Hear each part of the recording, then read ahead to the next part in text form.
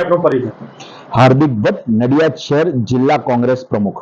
ગઈકાલે સામાન્ય વરસાદમાં નડિયાદના રોડ રસ્તા ધોવાઈ ગયા, શું કહેશો આ બાબતે? ભ્રષ્ટાચાર ચાલુ. એમને ખબર છે કે વરસાદ પરમ દિવસ રાત્રે પડ્યો તો એક દિવસ મોડું કરવું જોઈએ રસ્તા બનાવવામાં, એના પેચ મારવામાં.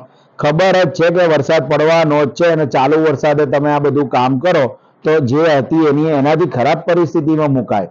એટલે નડિયાદ નગરપાલિકાનું તંત્ર બિલકુલ અવૈધ દિશામાં જઈ રહ્યું છે. એમની પાસે કામ કરવાનું કોઈ વિઝન જ નથી કે ક્યારે કઈ રીતના કામ થાય, કે એ કામ કેટલું સક્સેસ થાય. ફક્ત ને ફક્ત એમની પાસે મહારથી બધા હાંસલ શેમાં કરી છે? ભ્રષ્ટાચાર કરવામાં. કે કઈ રીતે એક પેચ મારીને પૂરો કરી દઈએ તો ફરી બીજા પેચના પૈસા લેવાય. નાગરિકો પૂછી નહીં શકતા, પણ હું તો પૂછું છું કે તમે એવું તો કયા લેવલનું કામ કરી રહ્યા છો કે જે 24 કલાક નથી ટકતું?